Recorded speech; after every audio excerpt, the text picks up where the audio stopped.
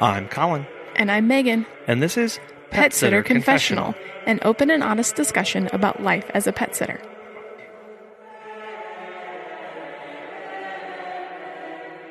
Hey guys, thank you for joining us on another episode. We really appreciate you taking the time out of your day to listen to us. We hope you all are doing really well. And hopefully you are starting to see the light at the end of the tunnel through this pandemic. We know that some people are starting to open back up, and that's great. So just know that the end is in sight. And that end, as we've said many times, is going to look different. And so For everyone. For everybody. And for every client. And so something that I wanted to bring up today was, since we do talk about how not just the process will look different, but so too will the end result, I wanted to have a discussion today around change and what change can look like, and then change in a few different areas.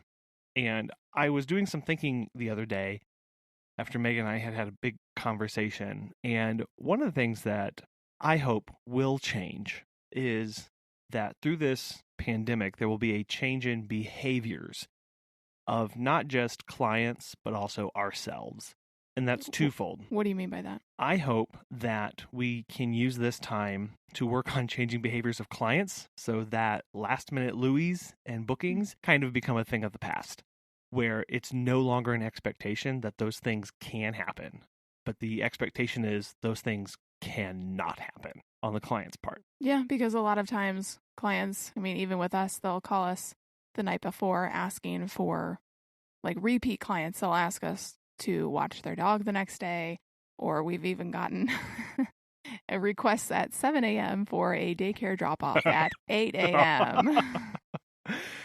Yes, and so using this time to start communicating the expectation that that's not okay, because with a lot of the new CDC guidelines being put into place, we will have to watch capacities and watch how frequently and how much we are booked any given day. And so encouraging and really pushing clients to book out as far in advance as humanly possible. Yeah. Or if you're doing drop-in checks needing to sanitize things, and that takes a little bit longer than it used to. So you may not have the time allotted now to just do an extra 30-minute drop-in for a client. Well, and then the second half of this change in behavior is for ourselves. I know that Megan and I can be bad about this, of taking a same day booking booked at 7 a.m. for 8 a.m. and using this time to remind ourselves that it's okay to say no to those kind of requests. I hope that this elicits a change in behavior for pet sitters as well, in bolstering our resolve to say no to last minute requests.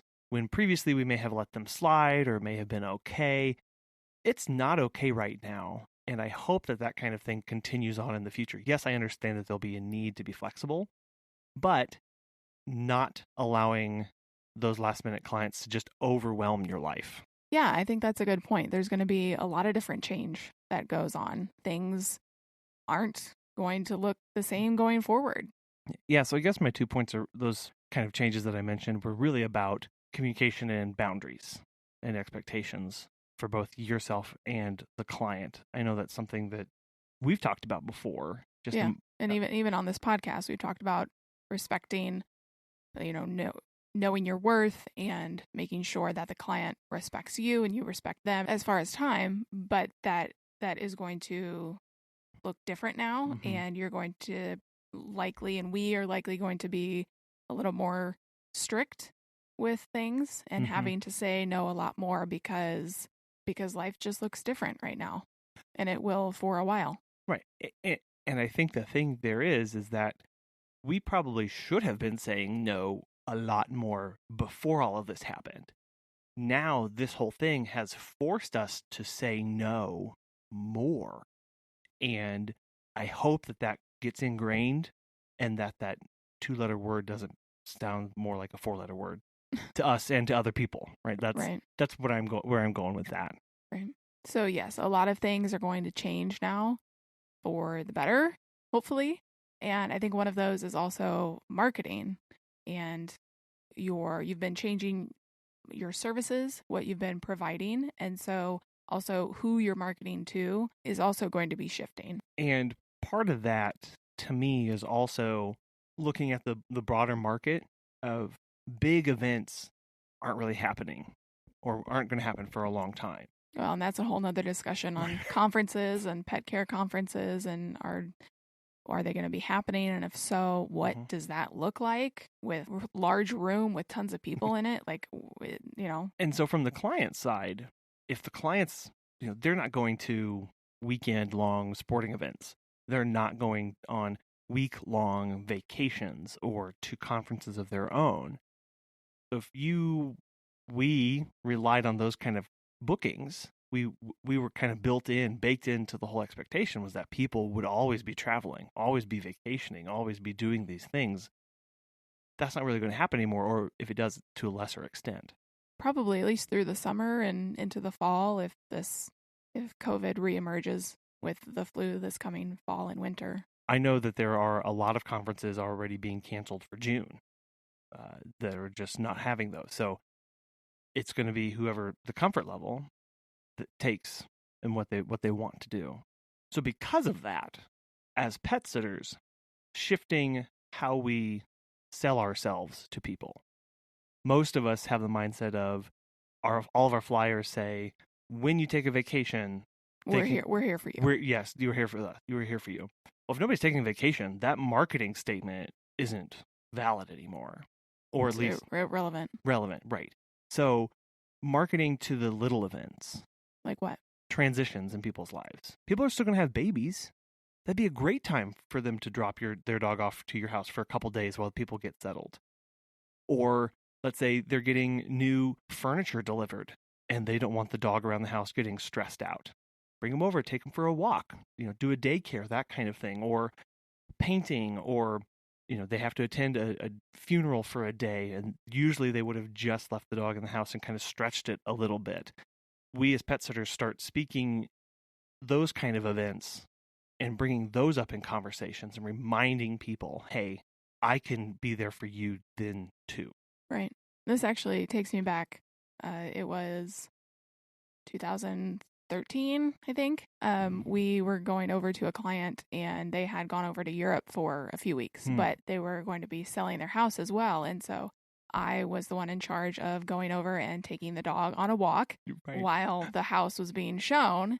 And I understand that, maybe a lot of clients won't be selling their houses now because of COVID and everything, but it's just another small thing that you can do. Like I even had to sit in the car one time with the dog. Because you didn't know. Well, and it was really hot outside and the dog was just done with being walked. But, I had to take care of the dog while they showed the house. But a great example of these kind of little life events are still going to be occurring. Right. And we as pet sitters can still provide care and service in those where maybe we didn't before or we weren't as active there. So however that looks. Targeting those events and figuring out the kind of the niche within the niche that you can provide service for. Right. I think that's going to be really key to moving forward, is finding those kind of things and broadening your market base of, okay, your service is no longer really for people who only take week-long vacations. You can also include people who are showing their home or whatever. Like, include that in your conversations. Yeah. Well, and there's also a lot of talk right now of making sure that you are online, bringing your services online as much as possible. And whether that means you start providing clothing items with your logo on them to sell, so you open your own online shop, or getting connected with an online store that sells pet products or pet treats and funneling some of your clients that way. Just being really creative during this time and making sure that it's online as much as possible. Well, and that reminds me, as a lot is, as you said, most of us are shifting some part of our business online. One of those that we've discussed openly has been meet and greets, and trying to move those online into a Zoom or FaceTime or whatever. I did want to bring up that if you are not familiar with Zoom or FaceTime or how to run a meet and greet digitally and virtually, Megan and I would love to help you out. We'd love to play test or practice client for you and help run through a lot of troubleshooting ideas or options or things that can come up during Zoom calls and what some of those questions can look like for you. So if that interests you, please do reach out and let us know, and we'd love to get something set up for you. And then my final topic as far as change goes is big picture here is changing the outlook and the perspective that we have moving forward in the industry. Because a couple things are true here. I don't know, Megan, if you've seen that the adoption and fostering rates have skyrocketed. Yeah, that's great.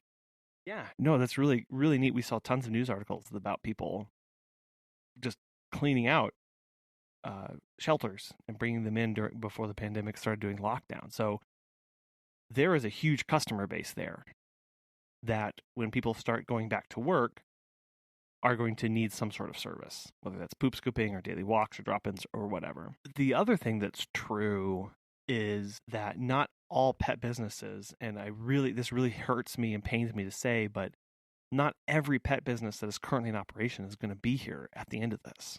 And we do know of some that have already closed down. And they've closed for various reasons. Some people were on the fence already, and this was the final push that they were looking for a way out. They were looking for a way to shut it down. Other people had to close kicking and screaming, and this is the last thing that they wanted to do. So we now have a situation where moving forward, we have more dogs and pets out there, but potentially fewer operating businesses in certain markets. And so while I do think it is true that pet sitting and the pet industry will look really different because not many people are going into work, that travel schedules are going to look different, there has been this elevated need, at least perceived need right now, that will hopefully open up and allow for more opportunities where we might not have seen those in the past. Well, and that's all the more reason to emphasize with your clients that they need to be, if they are still working from home, they need to be working on separation anxiety right now. Like Kara talked about in episode 48 about just stepping out of the house for 5 minutes or 15 minutes and just being in your car and allowing the dog to not be with you for just a few moments. That's really important. And that's something that you as a pet sitter are going to have to likely deal with when you start offering services again.